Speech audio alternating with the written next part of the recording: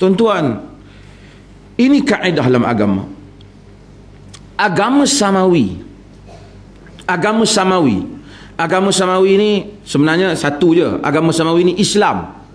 Tapi Islam itu telah diturunkan kepada Nabi Musa, kepada para nabi-nabi, kepada Nabi Ibrahim, kepada Nabi Isa dan kepada Nabi kita Muhammad sallallahu alaihi wasallam. Semua nabi-nabi dapat. Semua agama ni, tuan-tuan tengok dalam Yahudi. Walaupun Yahudi itu telah diselewengkan, kerohanian yang pelik-pelik ni sentiasa berada di pinggir agama. Dia tidak berada di lubuk agama. Tarekat yang pelik-pelik ni, maksud saya, cerita pelik-pelik, cerita manusia ni ajaib begitu, ajaib begini. Ini cerita-cerita ni tidak berada di lubuk agama samawi, tak ada. Dalam Kristian, tonjang agama Yahudi pun akidah Yahudi. Tuhan kita ialah Tuhan yang satu. Dia tulis ilahuna ilahun wahid, kata orang Yahudi. Tuhan kami Tuhan yang satu. Sebab orang Yahudi ingin membezakan mereka dengan konsep Trinity yang dibawa oleh Kristian Paul. Okey, mari dalam Kristian, walau macam mana pun dia tak kata keajaiban tu tonggak agama dia. Dia kata akidah Kristian tu tonggak.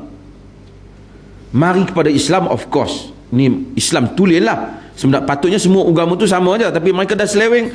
Islam, tonggak Islam ialah akidah Islam.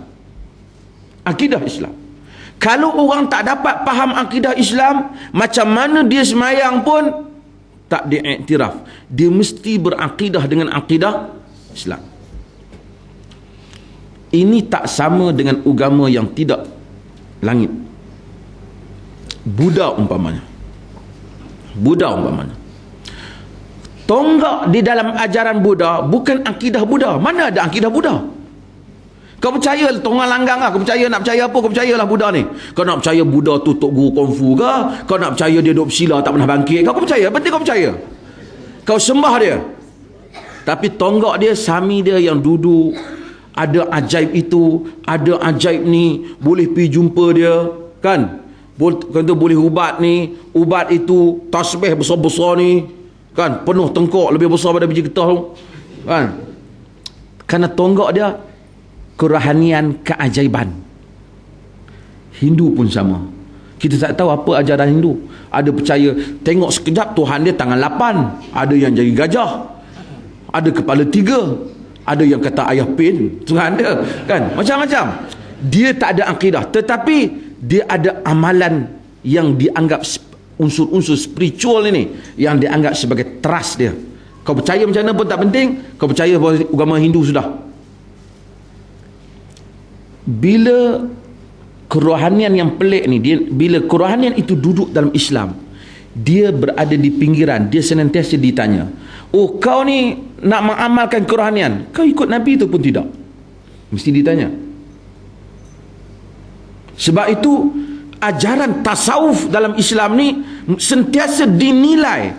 Dalam Kristian pun sama, dalam Yahudi pun sama, sentiasa dinilai semula supaya bertepatan dengan teras akidah.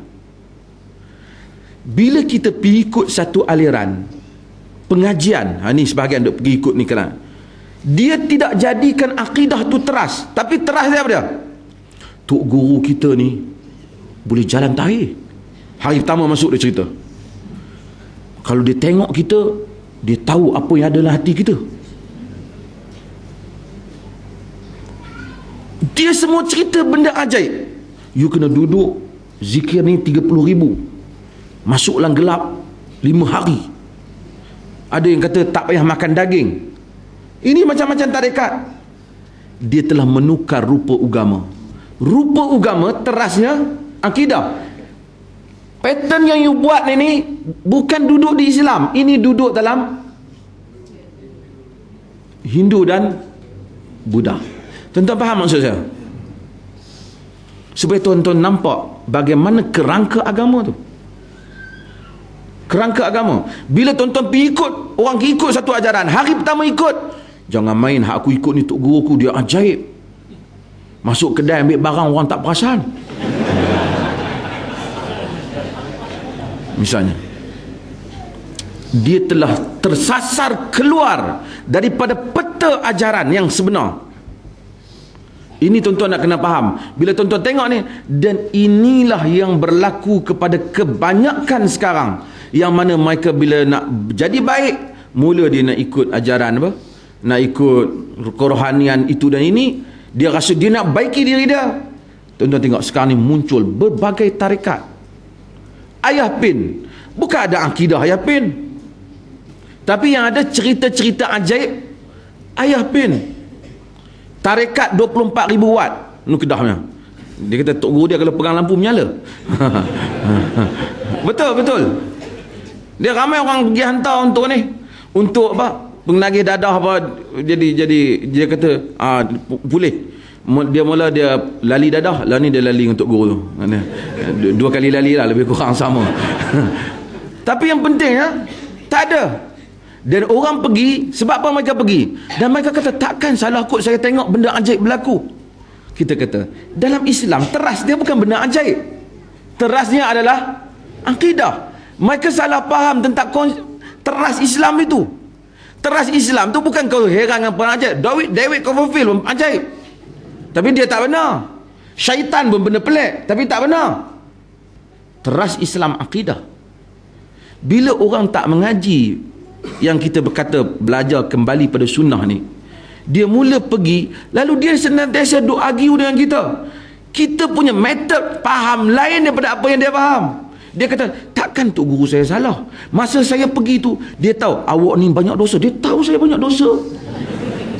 Kita kata awak punya berdosa, tak payah tok guru awak. Adik saya yang kecil pun boleh tahu, kata. Anak saya 5 tahun tengok muka awak pun boleh tahu.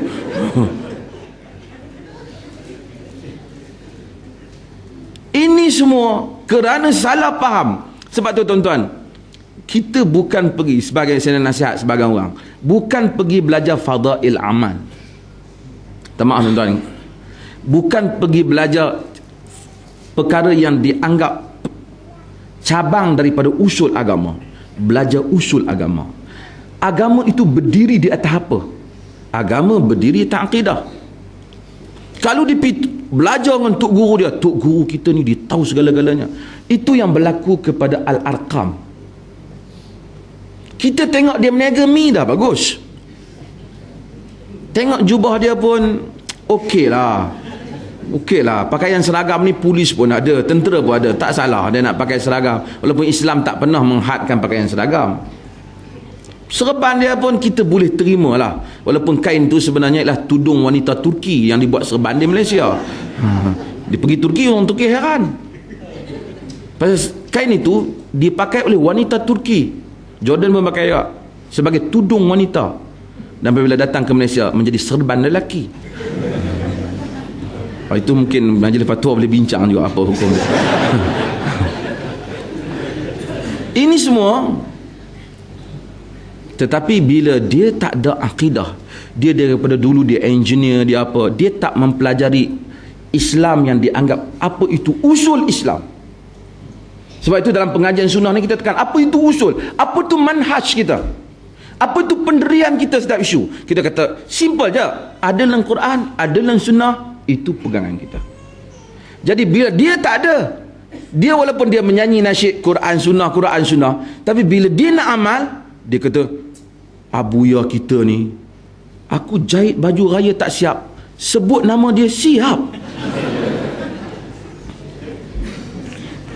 Tuan-tuan jangan main. Dia tulis dalam buku dia, Risalah ke Bumi Syam.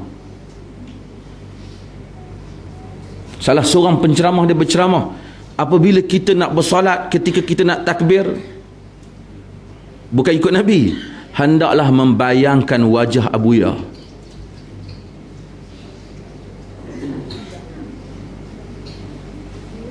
Tuan-tuan tengok dia mega bagus. Mungkin dia pun tak tipu kita, tetapi dia tersasar daripada teras ajaran Islam.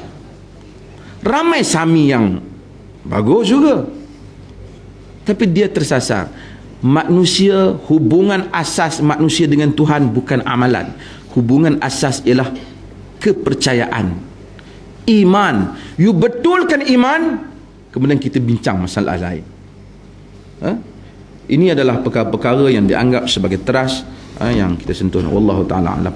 Kira apa dah? Saya dah ada jam tak ada. Kira 11.30. Oi, kena berhenti ya. Mentang-mentang nak berhenti, tak mau nak berhenti.